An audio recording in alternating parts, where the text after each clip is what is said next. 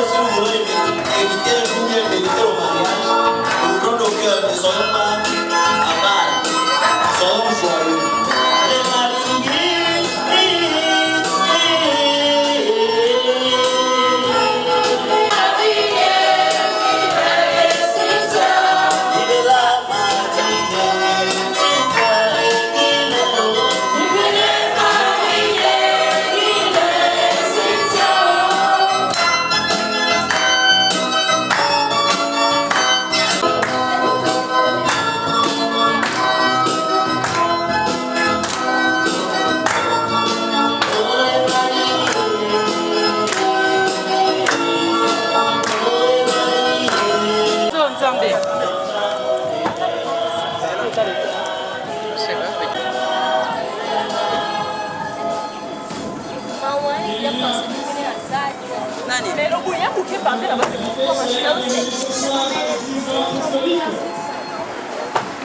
Nous allons accueillir nos jeunes couples qui arrivent. Les enfants, vous me suivez, hein? Quand je vous fais ça, vous avancez. Hein?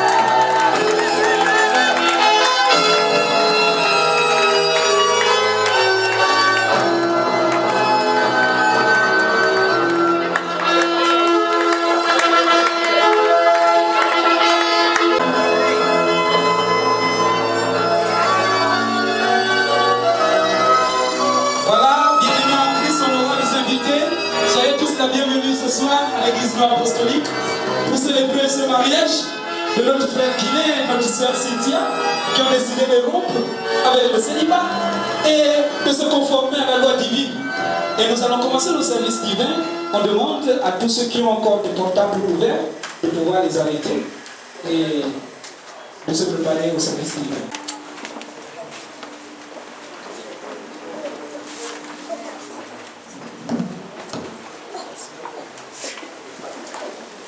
Ok, le service divin va bientôt commencer. Nous demandons à ceux qui ont encore les téléphones ouverts de les fermer. Merci beaucoup.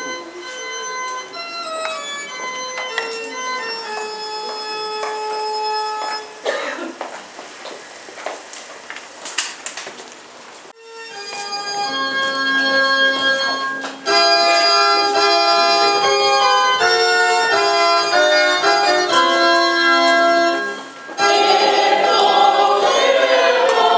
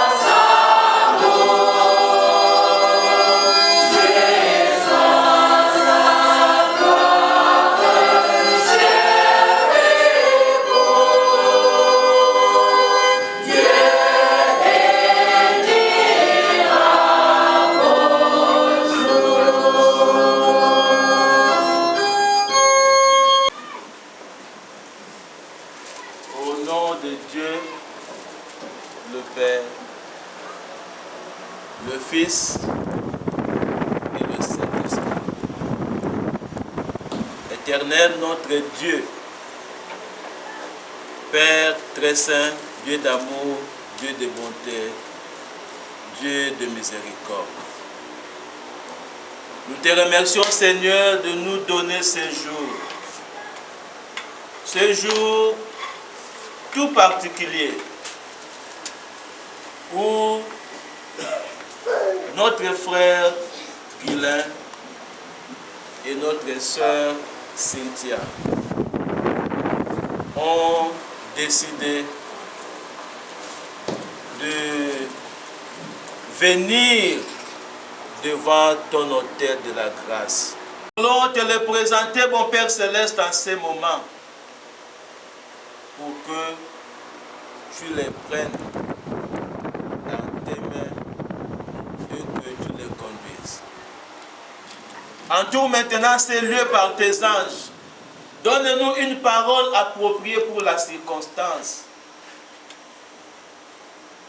Bénis la famille de ta servante. Bénis la famille de ton serviteur. Bénis la famille d'enfants de Dieu qui ont accompagné notre frère et notre sœur pour que ce jour puisse avoir lieu. Veuille maintenant nous unir à toi à travers nos porteurs de bénédiction.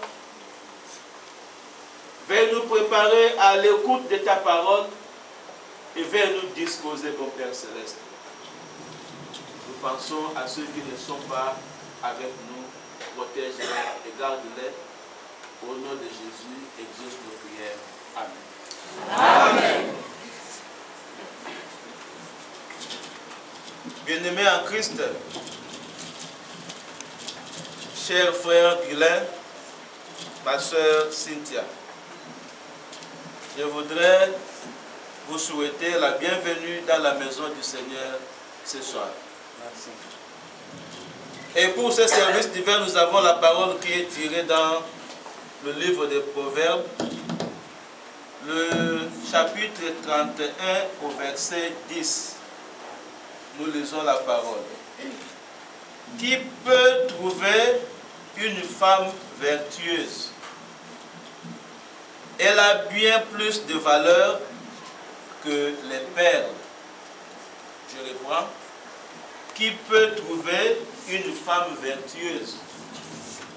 Elle a bien plus de valeur que les perles. Veuillez prendre place.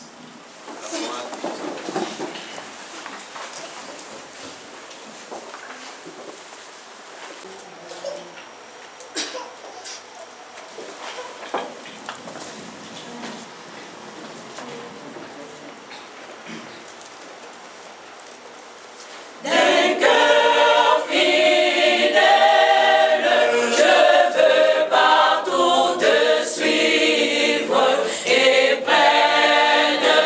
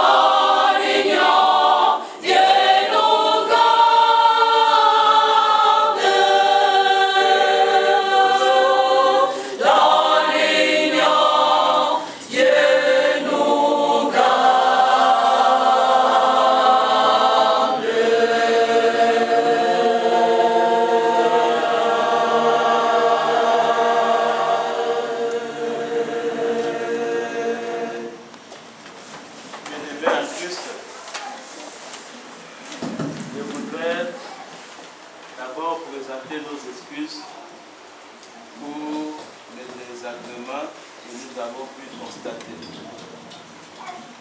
En réalité, nous étions aussi surpris lorsqu'on nous appelle pour nous informer à 13h30 que le couple et les invités étaient déjà à la communauté.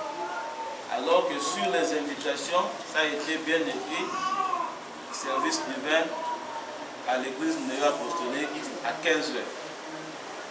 Donc il y a eu un malentendu. Je voudrais que vous nous excusez pour cela. Je voudrais aussi présenter les excuses de notre dirigeant qui avait la charge de célébrer cet événement, mais par rapport aux responsabilités spirituelles, il est en séminaire, il n'a pas pu rentrer à Libreville. Voilà pourquoi il m'a chargé de tenir ce service divin. Merci.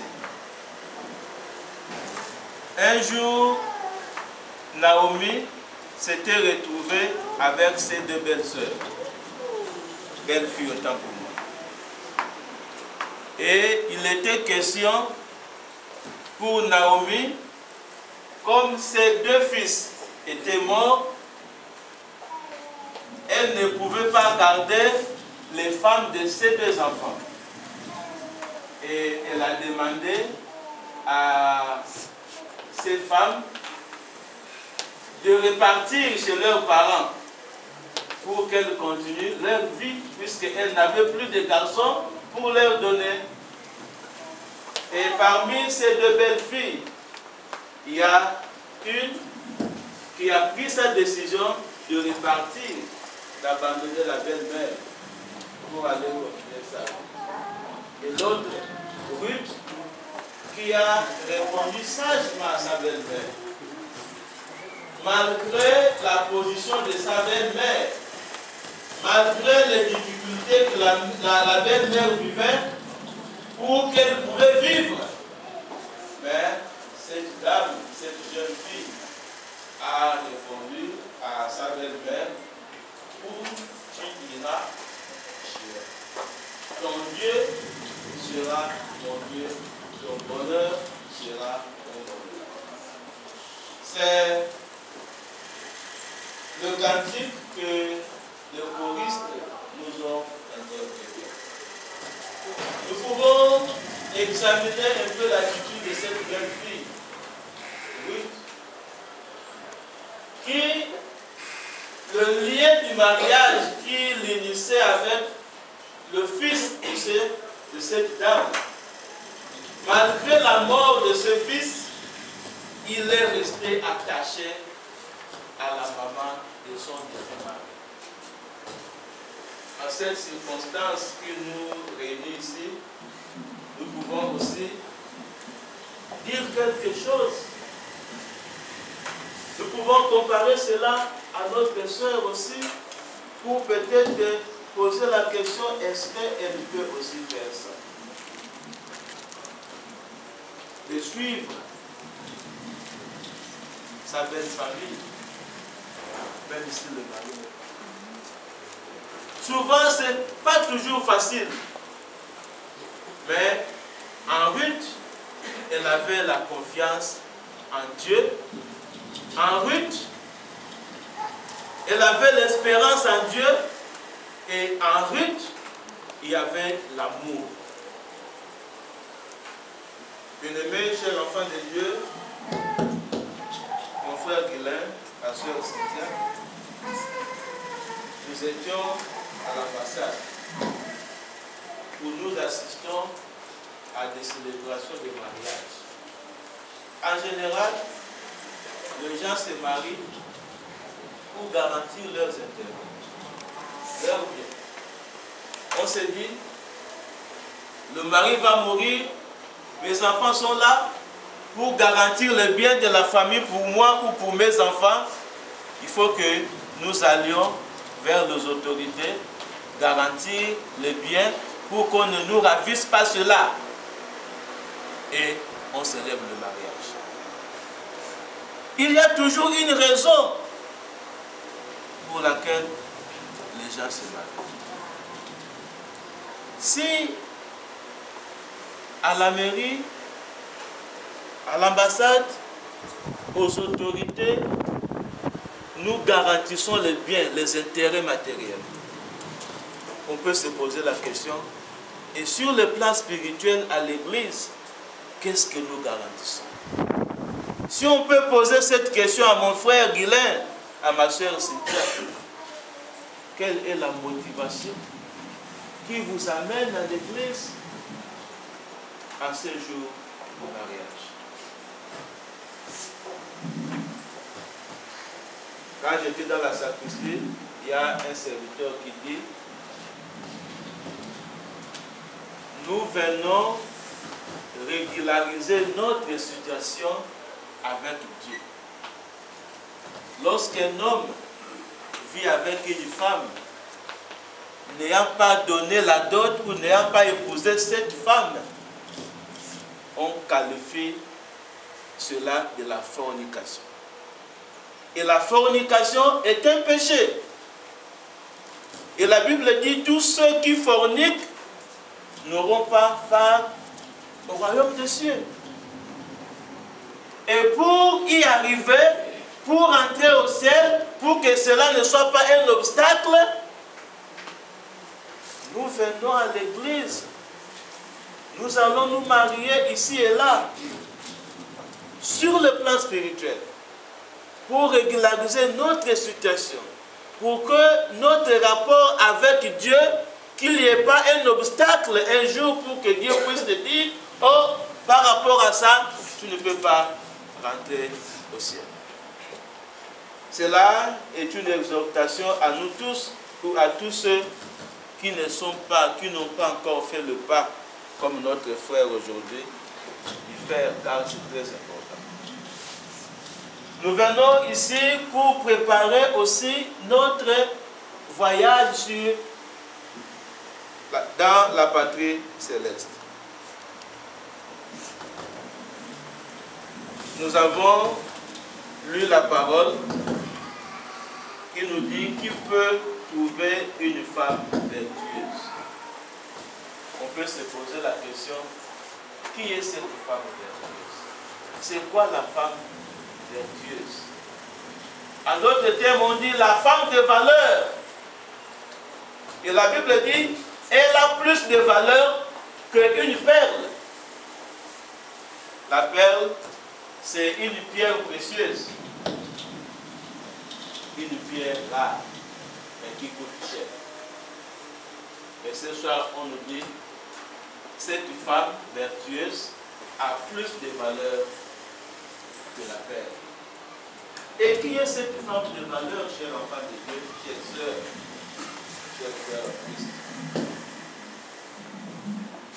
La femme vertueuse, ce n'est qu'une grâce de Dieu.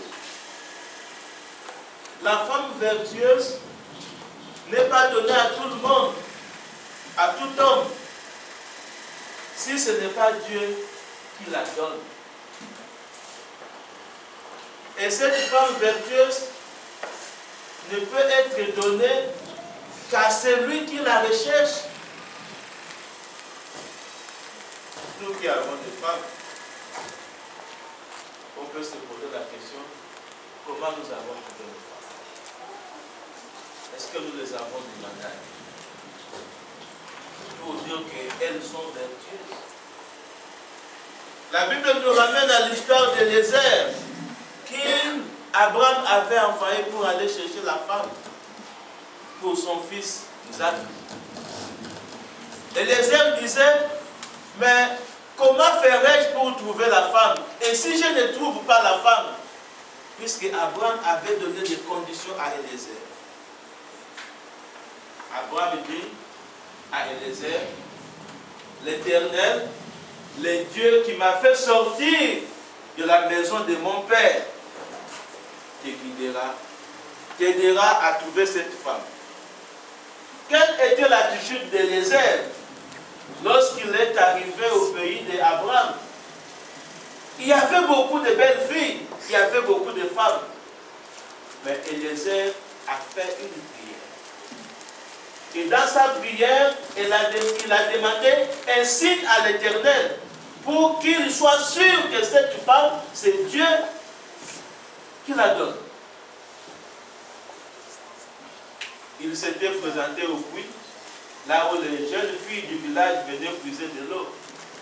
Et dans sa prière, il dit à Dieu, Dieu, aide-moi, la fille, la femme à qui je demanderai de l'eau, qui acceptera, et à qui acceptera de donner aussi de l'eau à mes chameaux, soit celle-là que tu as choisie pour mon Seigneur. Beaucoup de filles sont passées et Eliezer est tombé chez Rebecca. Rebecca a répondu au signe qu'attendait Eliezer. Bois de l'eau. Et elle dit, je donnerai aussi à tes brebis. Et Eliezer s'est mis à genoux pour dire, oh Dieu merci car tu as exaucé à ma prière. Il n'a pas tardé. Il est allé voir le parent de Rebecca. Il a donné la bête. Cette femme vertueuse, Dieu la donne aussi à celui qui est capable d'en prendre soin. À celui qui est prêt